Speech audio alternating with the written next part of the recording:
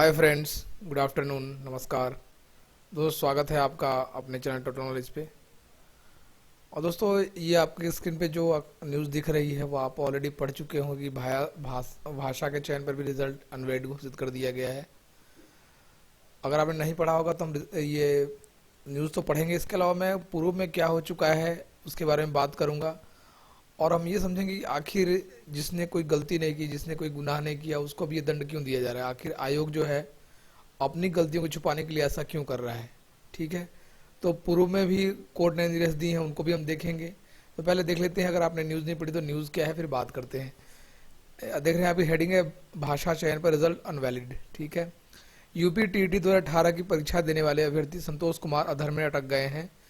उन्हें वैसे तो परीक्षा में 129 अंक मिले हैं, लेकिन परिणाम अनवैलिड हो गया है। संतोष ने ओएमआर शीट पर सारी सूचनाएं सही भरी और भाषा के विकल्प में अंग्रेजी का चयन भी किया, लेकिन संत एंटोनी गर्ल्स इंटर कॉलेज परीक्षा केंद्र के कक्ष निरीक्षक ने संस्कृत भाषा को चुनकर ओएमआर पर क्रॉस बना दिया।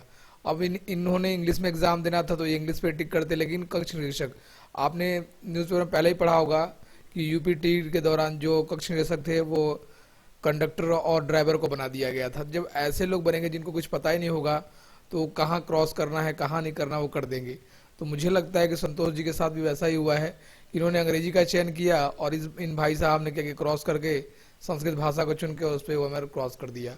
इनसे इनका परिणाम अटक गया। अब संतोष परीक्षा नियामक प्राधिकारी कार्यालय से लेकर कक्ष निरीक्षक की दौड़ लगा रहे हैं। अब मेरे पास भी ऑलरेडी कई लोगों का मैसेज और कॉल आया है, वो भी कह रहे हैं हमने सारा कुछ सही भरा है और फिर भी हमारा रिजल्ट नहीं आया है। देखिए, मान लीजिए कुछ लोग तो गलतियां करते हैं, उनका हो जाता है, लेकिन जो जिस आदमी ने कोई गलती नहीं की आखिर उसका क्या गुनाह है। और जो पीएनपी है वो भी इस पे बात करने के लिए तैयार नहीं, वो भी कोई जवाब नहीं दे पा रहा है।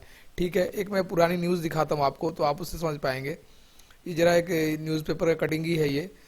उत्तर प्रदेश लोक सेवा आयोग और दरोगा भर्ती समेत तमाम भर्ती परीक्षाओं में, अब आपको पता है जो एसआई की वैकेंसी आई थी ये सुप्रीम कोर्ट गई थी, उसमें भी क्या हुआ था मैं पर्सनल लेवल पर जानता हूँ कि कुछ लोगों ने वाइटर नहीं लगाया था, बस कहीं के डॉट्स लग गए थे।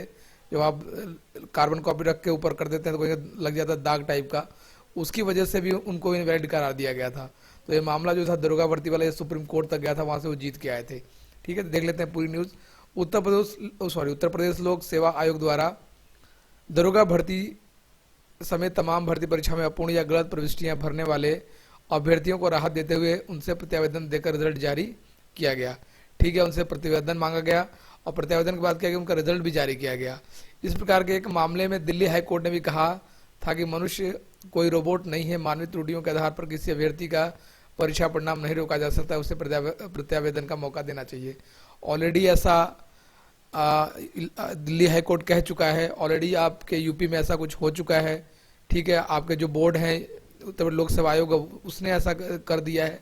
तो आखिर आपको क्या समस्या आ रही है जो आप इन अभ्यर्थियों को जिन्होंने ऑलरेडी एग्जाम दिया है, जिन्होंने कोई गलती भी नहीं की है, और गलती भी की तो मान लीजिए किसने वाइटर लगाया, आपने वाइटर की बात की है, किसी ने अगर भाषा तो आप उसको चेक ना करें, लेकिन जिन्होंने अगर स्कोर किया है हिंदी की जगह इंग्लिश कर दिया है तो आप इंग्लिश के अकॉर्डिंग तो चेक करके कम से कम उनका मार्क्स घोषित करें, उनका रिजल्ट तो घोषित करें। वैसे लोगों को तो इनवैलिड नहीं होना चाहिए।